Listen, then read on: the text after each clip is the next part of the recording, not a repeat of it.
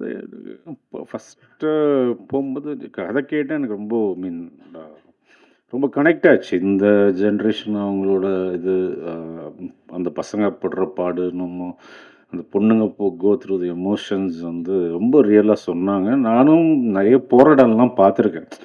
இன்னைக்கு பசங்க இது எல்லாம் அதான் அவங்ககிட்ட சொன்னேன். ரொம்ப கனெக்ட் பண்ணிப்பாங்க. இத கனெக்ட் பண்ணிப்பாங்க. அதில பெரிய நம்பிக்கை இருக்கு.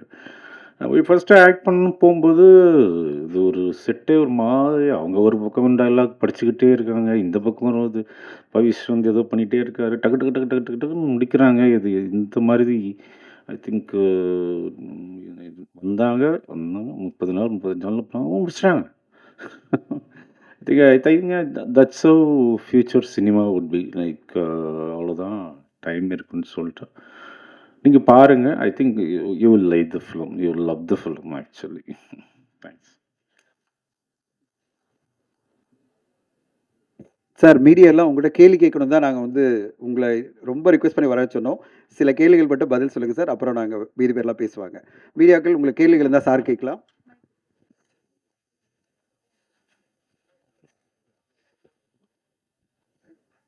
செல்வராஜ் சார். சார் சார் தனுஷை வந்து உருவாக்குனதில் உங்களுக்கு பெரும் பங்கு உண்டு. முதல் 2 படங்கள் அவ்வளோ தூரம் நீங்கள் செதுக்கி அவரை கொண்டு வந்தீங்க. இன்றைக்கி தேசிய விருது வரைக்கும் வாங்கியிருக்காரு. தம்பி வந்து நீங்கள் சின்ன வயசுலேருந்தே தூக்கி வளர்த்த தம்பி. அவருக்கும் இவருக்கும் என்ன ஒற்றுமை இருக்குது? இவர் தனுஷ் மாதிரி வருவாரா? எப்படி நடிக்கிறாரு? ஏன்னா கூட நடிச்சிருக்கீங்க, அந்த அனுபவத்தை சொல்லுங்களேன். இவரு பவிஷ், அவர் தனுஷ் அவ்வளோதான். 2 பேருமே அவங்க பாட்டுக்கு அப்பயே தனுஷ் பார்த்தீங்கன்னா, சும்மா யாருமே அப்படி வந்துட முடியாது. அவர் பயங்கர ஹார்ட் ஒர்க்கு. அங்கேருந்து உருளணும் அந்த 40 அடி மலையிலேருந்து உருண்டு வருவார், இது பண்ணுவார். ஸோ சேம் குவாலிட்டி இவர்கிட்டையும் பார்த்தேன். அதுக்காக மலையிலேருந்து உருள சொல்லலை நான். But is also very hard working. படிச்சுட்டு இது பண்ணி என்னடான்னு 5 பேஜ் டைலாக பேசுகிறாரு டக்குன்னு. ஸோ அதுதான் நான் பார்க்குறது. ஃபஸ்ட் நாளே வந்து அவரை நீங்கள் அடிச்சிட்டிங்களாமே சார்? ஆமாங்க, வேணுன்ட்டு தான் அடித்தேன். I think that character I think demanded இருந்தது. அது வலிக்காத மாதிரி தாங்க அடித்தேன். அதை பெருசாக அப்படி பண்ணிட்டாங்க.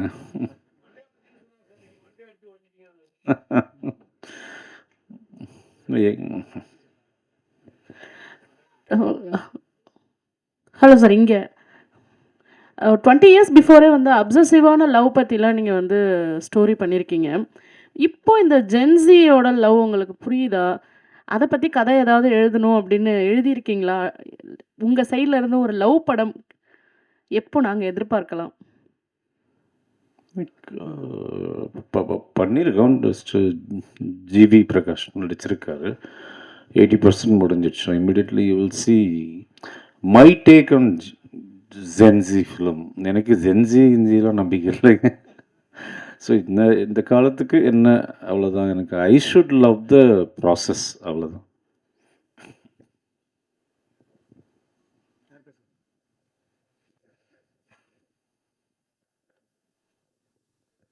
வனிதா மேடம். செல்வா சார் மட்டும் தான் Q&A இல்ல. செல்வா சார் கிளம்புறாரு. அதனால தான். அப்புறம் Q&A. செல்வா சார் இதை கேட்கலாம். செல்வா சார், ஆக்சுவலாக நீங்கள் வந்து தனுஷ் சாருக்கு வந்து மிகப்பெரிய ஒரு ரவுடிசம் படம் யாருமே அந்த மாதிரி கொடுத்ததே இல்லை. அந்த படம் ஏன் அப்படியே அடுத்த கட்டத்துக்கு நகராமல் இருக்குது? ஒருவேளை பவிஸுக்கு அது வருமா? அதே போல் காதலுக்காகவும் அவர் தான் பயங்கரமாக நீங்கள் முக்கோண காதலும் நல்லா காமிச்சிருப்பீங்க. ஸோ பவிஸுக்கு பண்ணால் ரவுடிசமா இல்லை காதலில் இறங்குவீங்களா?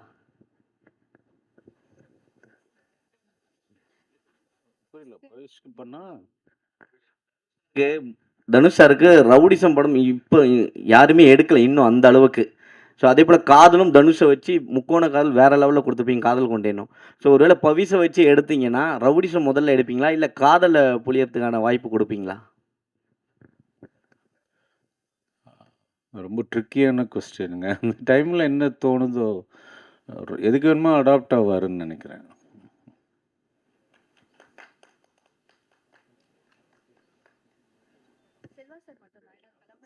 செல்வா சார், வாழ்த்துக்கள் சார். அப்புறம் நீங்கள் எடுத்த படங்களில் வந்து உயிருக்கு உயிரான லவ் அப்படின்ற அளவுக்கு தான் அவங்க காதங்கள்லாம் இருந்தது. அப்போ எடுத்த காதல், நீங்கள் எடுத்த படங்களும்.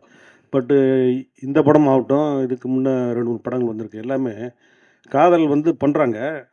ஆனால் அதுக்கப்புறம் வந்து ஒருத்தர் பழி வாங்குற மாதிரி தான் அந்த காதல் போகுது. இப்போ உள்ள காதல் அப்படி மாறி போச்சா? காதல் இருக்கா இல்லையா?